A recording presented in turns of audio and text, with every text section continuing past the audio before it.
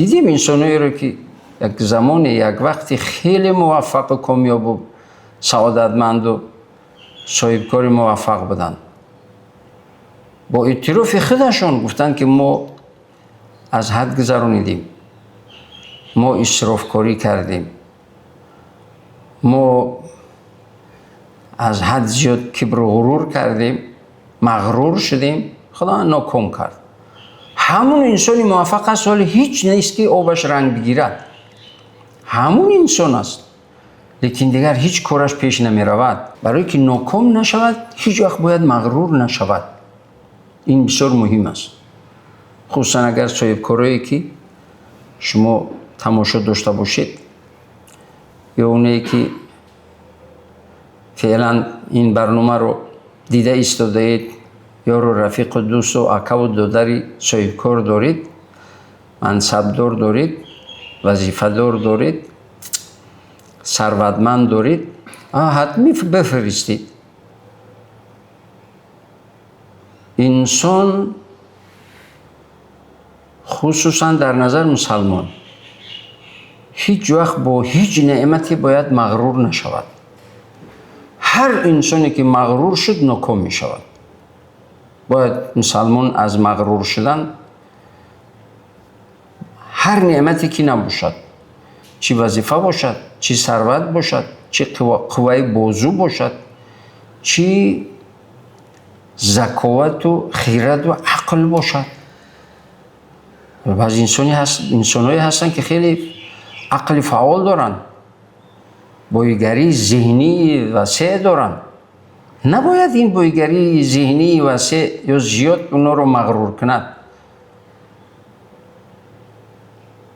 هر نعمتی که آمد باید که مسلمان این نعمت رو به صاحبش، به خالقش نسبت بدهد که این هذا من فضل ربی، این از فضل و مرحمت پروردگارم هست که به من عطا نموده است، چه علم باشد چه عقل باشد.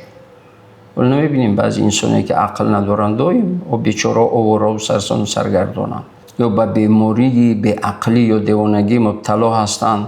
ما در اسلام حدیثی صحیح داریم از پیامبر علیه السلام، میگویند که هر وقت بیماری رو دیدید، هر وقت مبتلایی رو دیدید، هر وقت ظالمی رو دیدید، هر وقت مغروری رو دیدید، بگید الحمدلله الذی عافانی مما ابتلاک به و فضلنی علی کثیر ممن خلق تفضیلا.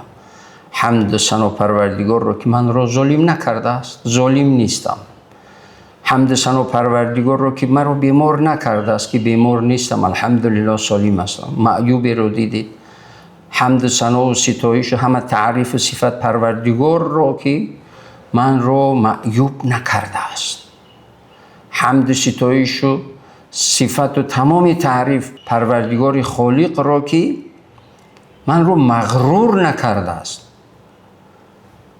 تمام خصلت زشتی رو که میبینید، حتی بیماری که حالا اون از امکانیت اون انسان بیرون هست، از اختیار اون انسان، از اختیار هر بیماری این یا مبتلا شدن به بیعقلی، دیوانگی. برای همین باید بگویی که شکرانه پروردگار که من رو به بیماری مبتلا به بیعقلی نکرده ای، من رو مغرور نکرده ای، من رو ظالم نکرده ای، من رو معیوب نکرده ای، من رو ناکام نکرده ای. اون نعمتی که هست و گذشته از این بسا نعمت‌های زیادی برایم عطا نموده ای. وقتی که اعتراف میکنی که پروردگار نعمت زیادی به من داده ای، باز مغرور نیستم. نعمت زیادی به من داده ای که باز ظالم نیستم. نعمت زیادی به من داده ای که باز معیوب نیستم، بیمار نیستم. این همه نعمت رو دایم مسلمان باید به زبان بیارد، تلفظ کند و از پروردگارش شکرگزار باشد. در نتیجه هیچ وقت اون نعمتی رو که دارد پروردگار از او نمیگیرد.